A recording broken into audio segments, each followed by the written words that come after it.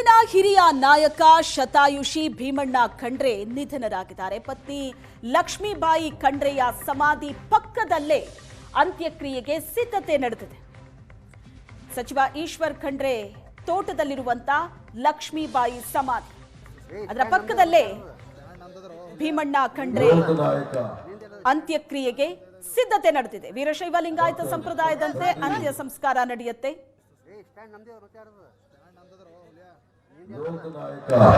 ಮಾಜಿ ಸಚಿವರು ಹಾಗೂ ವೀರಶೈವ ಲಿಂಗಾಯತ ಸಮುದಾಯದ ಪ್ರಬಲ ನಾಯಕರು ಹಾಗೂ ಶತಾಯುಷಿಯಾಗಿದ್ದಂತಹ ಭೀಮಣ್ಣ ಖಂಡ್ರೆ ಅವರು ವಿಧಿವಶರಾಗಿದ್ದಾರೆ. ಅವರ ಪಾರ್ಥಿವ ಶರೀರದ ಅಂತ್ಯ ಸಂಸ್ಕಾರಕ್ಕಾಗಿ ಸಕಲ ಸಿದ್ಧತೆಗಳು ನಡೀತಾ ಇದ್ದಾವೆ. ಬಾಲ್ಕಿನಲ್ಲಿರುವಂತಹ ಈಶ್ವರ್ ಖಂಡ್ರೆ ಅವರ ತೋಟದ ಮನೆ, ಆ ಈಶ್ವರ್ ಖಂಡ್ರೆ ಅವರ ತೋಟದ ಮನೆಯಲ್ಲಿರುವಂತಹ ಈಶ್ವರ್ ಖಂಡ್ರೆ ಅವರ ತಾಯಿಯ ಸಮಾಧಿಯ ಸ್ಥಳ ಇದು. ಅಂದರೆ ಇದೀಗ ದೈವಾಧೀನರಾಗಿರುವಂತಹ ಭೀಮಣ್ಣ ಖಂಡ್ರೆ ಅವರ ಧರ್ಮಪತ್ನಿ ಲಕ್ಷ್ಮೀಬಾಯಿ ಖಂಡ್ರೆ ಅವರ ಸಮಾಧಿಯ ಸ್ಥಳ ಇದು.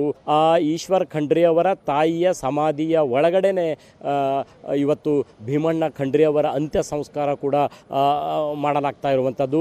ಅದಕ್ಕೆ ಸಕಲ ಸಿದ್ಧತೆಗಳನ್ನು ಕೈಗೊಳ್ಳಲಾಗಿದೆ. ಭೀಮಣ್ಣ ಖಂಡ್ರೆ ಅವರ ಧರ್ಮಪತ್ನಿಯವರ ಸಮಾಧಿಯ ಸ್ಥಳ ಇದು. ಇದು ಮೊದಲನೇ ಗ್ರೌಂಡ್ ಫ್ಲೋರನ್ನು ನಾವು ನೋಡ್ತಾ ಇದ್ದೀವಿ. ಇದು ಸಮಾಧಿಯನ್ನು ಕಟ್ಟಿರುವಂಥದ್ದನ್ನು ಕೂಡ ಕಾಣಬಹುದಾಗಿದೆ. ಇದಷ್ಟೇ ಅಲ್ಲ, ಅಂಡರ್ ಗ್ರೌಂಡ್ನಲ್ಲಿ ಅವರ ಸಮಾಧಿ ಇರುವಂಥದ್ದು. ಮೂಲವಾಗಿ ಅಂಡರ್ ಗ್ರೌಂಡ್ನಲ್ಲಿ ಒಳಗಡೆ ಇಳಿದು ಹೋದಾಗ ಸಮಾಧಿಯ ಸ್ಥಳ ಇರುವಂಥದ್ದು. ಇದೀಗ ಭೀಮಣ್ಣ ಖಂಡ್ರೆ ಅವರ ಅಂತಿಮ ಸಂಸ್ಕಾರ ನಡೆಯುವುದಕ್ಕಾಗಿ ಕೈಗೊಳ್ತಾ ಇರುವಂತಹ ವ್ಯವಸ್ಥೆಯ ಸ್ಥಳ ಇದು. ತಳಮಹಡಿನಲ್ಲಿ ಅಂಡರ್ ಗ್ರೌಂಡ್ ಫ್ಲೋರ್ನಲ್ಲಿರುವಂಥದ್ದು. ಈಗಾಗಲೇ ಒಂದು ಭಾವಚಿತ್ರವನ್ನು ನೋಡ್ತಾ ಇದ್ದೀವಿ. ಇದು ಭೀಮಣ್ಣ ಖಂಡ್ರೆ ಅವರ ಧರ್ಮ ಪತ್ನಿ ಅವರ ಭಾವಚಿತ್ರ, ಲಕ್ಷ್ಮೀಬಾಯಿ ಖಂಡ್ರೆ ಅನ್ನುವಂಥದ್ದು. ಅವರ ಸಮಾಧಿಯ ಸ್ಥಳ ಇದು. ಆ ಸ್ಥಳದಲ್ಲಿಯೇ, ಅಂದರೆ ಸಮಾಧಿಯ ಧರ್ಮಪತ್ನಿಯವರ ಸಮಾಧಿಯ ಸ್ಥಳದಲ್ಲಿಯೇ ಭೀಮಣ್ಣ ಖಂಡ್ರೆ ಅವರ ಅಂತ್ಯ ಸಂಸ್ಕಾರಕ್ಕಾಗಿ ವ್ಯವಸ್ಥೆಯನ್ನು ಮಾಡಲಾಗ್ತಾ ಇದೆ. ಈಗಾಗಲೇ ಇರುವಂತಹ ಸಮಾಧಿಯನ್ನು ಗ್ರಿಲ್ ಮೂಲಕ ಒಂದಿಷ್ಟು ಕಟ್ ಮಾಡಿ ತೆಗೆಯುವಂತಹ ಕೆಲಸ ಕೂಡ ಆಗ್ತಾ ಇದೆ.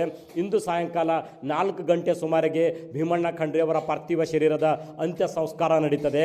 ನಾಡಿನ ಮುಖ್ಯಮಂತ್ರಿ ಸಿದ್ದರಾಮಯ್ಯ ಸೇರಿದಂತೆ ಸಚಿವರುಗಳ ದಂಡು ಸೇರಿದಂತೆ ವೀರಶೈವ ಲಿಂಗಾಯತ ಸಮಾಜದ ಪ್ರಮುಖರು, ಮಠಾಧೀಶರು ಸೇರಿದಂತೆ ಸಹಸ್ರಾರು ಸಂಖ್ಯೆಯಲ್ಲಿ ಜನ ಸೇರುವಂತಹ ಸಾಧ್ಯತೆಗಳಿದ್ದಾವೆ. ಇನ್ನು ಮೇಲ್ಗಡೆ ಬಂದಾಗ ನೋಡಬಹುದು, ಎಡಭಾಗದಲ್ಲಿ ವೀರಶೈವ ಲಿಂಗಾಯತ ವಿಧಿವಿಧಾನದ ಪ್ರಕಾರ ಅಂತ್ಯಕ್ರಿಯೆಗೆ ಸಕಲ ಸಿದ್ಧತೆಗಳನ್ನು ಕೈಗೊಳ್ಳಲಾಗ್ತಾ ಇದೆ. ವೀರಶೈವ ಲಿಂಗಾಯತ ವಿಧಿವಿಧಾನಗಳಲ್ಲಿ ವಿಭೂತಿಗೆ ಶ್ರೇಷ್ಠವಾದಂತಹ ಸ್ಥಾನಮಾನ ಇದೆ. ಪ್ರತಿಯೊಬ್ಬರ ಹುಟ್ಟು ಸಾವಿನಲ್ಲೂ ಕೂಡ ವಿಭೂತಿ ಬಹಳ ಪ್ರಾಮುಖ್ಯತೆಯನ್ನು ಪಡ್ಕೊಂಡಿರ್ತದೆ.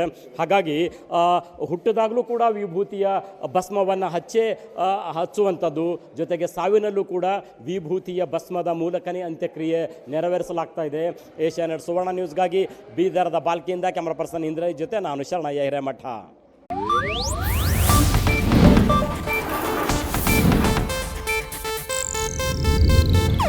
ಇದು ಏಷ್ಯಾನೆಟ್ ನ್ಯೂಸ್ ನೆಟ್ವರ್ಕ್ ಪ್ರಸ್ತುತಿ.